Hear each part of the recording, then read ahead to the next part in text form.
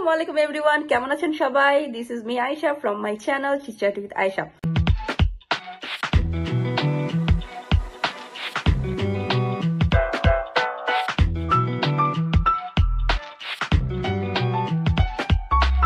নতুন দেশে, স্বাধীন দেশে আপনাদের সবাইকে ওয়েলকাম জানাচ্ছি এবং স্বাধীন দেশে আমার প্রথম ভিডিও এটা। আমি হচ্ছে কি আজকে ভিডিও করতে বসলাম, দীর্ঘ 1.5 থেকে 2 মাস পরে আমি ব্লগিং করতেছি। বিকজ মাঝখানে এত বেশি ডিপ্রেস ছিলাম, এত বেশি টেনশনে ছিলাম, মন খারাপ ছিল আমার দেশ নিয়ে, দেশের মানুষকে নিয়ে, এবং আমার পেজ থেকে এত এত পরিমাণ পোস্ট আমি এবং আমার হচ্ছে মডারেটর আমরা করছি। আমার মনে হয় যে শেখ হাসিনা যদি চলে না যেত, থাকতো, তাহলে আমাকে আর আমার মডারেটরকে ক্রস ফায়ার করে গুলি করে মাস্ট মেরে ফেলতো। তো তারপরও আলহামদুলিল্লাহ সকল কিছুর বিনিময়ে এবং আমাদের যে ভাইরা যুদ্ধ করছে, যে ভাইরা আসলে ফ্রন্ট লাইনে যে যুদ্ধ করছে এবং ব্যাকে যারা যারা কাজ করছে, যত জার্নালিস্ট আছে, যত মানুষ হচ্ছে দেশের জন্য কথা বলছে, আগায় আসছে, সবাইকে আমার অন্তঃস্থল থেকে সালাম এবং শ্রদ্ধা জানাচ্ছি। তো আজকে আমরা কথা বলবো ফিনল্যান্ড নিয়ে, বিকজ ফিনল্যান্ডের application portal will be open this month 28। So যেহেতু ফিনল্যান্ডের অ্যাপ্লিকেশনের সাথে সাথে সবকিছু কমপ্লিট করে ফেলতে হয়। ডেনমার্কে একটা বিষয় আপনারা মোটামুটি জানেন যে ডেনমার্কে অ্যাপ্লিকেশন করার পরে সময় থাকে আইএলটিএস সাবমিট করার বা আদার্স ডকুমেন্টেশন গুলো সাবমিট করার, বাট ফিনল্যান্ডে কিন্তু এটার কোনো সময় থাকে না। সো যেহেতু সময় থাকে না, সেহেতু আমাদের ডকুমেন্টেশন গুলো প্রপারলি এখনই রেডি করে ফেলতে হবে। চেকলিস্টটা দ্রুত নিয়ে নেন এবং দ্রুত আপনারা আপনাদের ডকুমেন্টেশন গুলো রেডি করে ফেলতে পারেন। সো ফিনল্যান্ডের জন্য যদি আপনার ব্যাচেলার অ্যাপ্লাই করতে হয়, মাস্ট আইএলটিএস এর প্রয়োজন রয়েছে, বিকজ ম্যাক্সিমাম ইউনিভার্সিটিসে এই আইএলটিএস এর দরকার পড়ে, হাতে গোনা কয়েকটা ইউনিভার্সিটিস ছাড়া। তো আপনার আইএলটিএস ওভারঅল 6 থাকলে ওয়েল অ্যান্ড গুড, 6.5 থাকলে আরো ভালো। তো ব্যাচেলর অ্যাপ্লাই করতে হলে আইএলটিএস আপনার মাস্ট প্রয়োজন, এবং মাস্টার্স এর ক্ষেত্রে উইদাউট আইএলটিএস অ্যাপ্লাই করা যাবে যদি হচ্ছে গিয়ে আপনার জব এক্সপিরিয়েন্স থাকে, লাইক আফটার ব্যাচেলর 2 ইয়ার্স এর জব এক্সপিরিয়েন্স হলেই হবে। তো যদি জব এক্সপিরিয়েন্স আপনার থাকে, সেক্ষেত্রে ওইটা কালেক্ট করেন, আপনার পাসপোর্টটা রেডি করেন, আপনার ল্যাঙ্গুয়েজ সার্টিফিকেটের একটা রেডি করেন, সেটা টোফেল হতে পারে, জিআরই, জিম্যাট, আইএলটিএস, হ্যাঁ।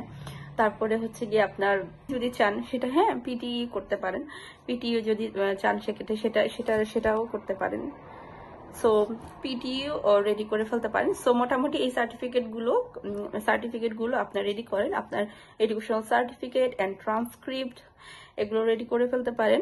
আপনার এনআইডি কার্ডটা রেডি করে ফেলতে পারেন, বিকজ ফিনল্যান্ডে এনআইডি কার্ডের প্রয়োজন পড়ে সামটাইমস। এবং হচ্ছে এসওপিটা রেডি করে ফেলতে পারেন। এসওপিতে আমি কয়েকটা টিপস দিতে পারি। যারা এসওপি লিখবেন তারা এসওপিতে আপনার গোলটাকে মেইন প্রাধান্য দিয়ে হচ্ছে কাজটা করবেন। কারণ কি, আমরা সিভি, যেটা কি ইউরোপাস সিভি আমরা জমা দেই অ্যাপ্লিকেশনের ক্ষেত্রে, সিভিতে কিন্তু আমাদের প্রিভিয়াস এক্সপিরিয়েন্স, প্রিভিয়াস হচ্ছে গিয়ে আমি কি কি রিওয়ার্ড পেয়েছি, সেগুলো কিন্তু থাকে।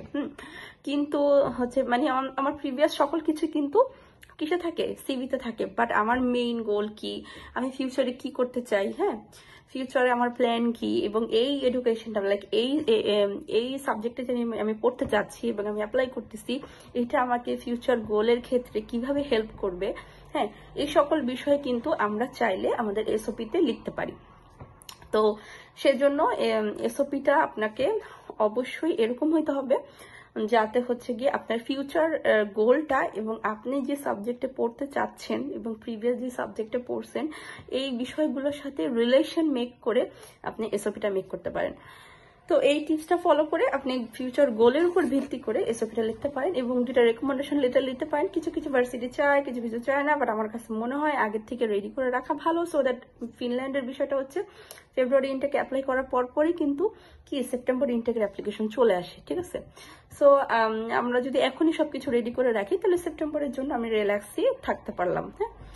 তো রেকমেন্ডেশন লেটার 2টা টিচারের থেকে, প্রফেসরের থেকে আপনি নিয়ে নিতে পারেন আপনার ইউনিভার্সিটিতে কথা বলে, বা একটা আপনি গুগলে সার্চ করলে পেয়ে যাবেন ডেমো। আর এই তো মোটামুটি এই সকল ডকুমেন্টগুলো রেডি করতে হবে এবং সার্টিফিকেটগুলো অবশ্যই নোটারাইজ করে নিয়ে নিতে হবে।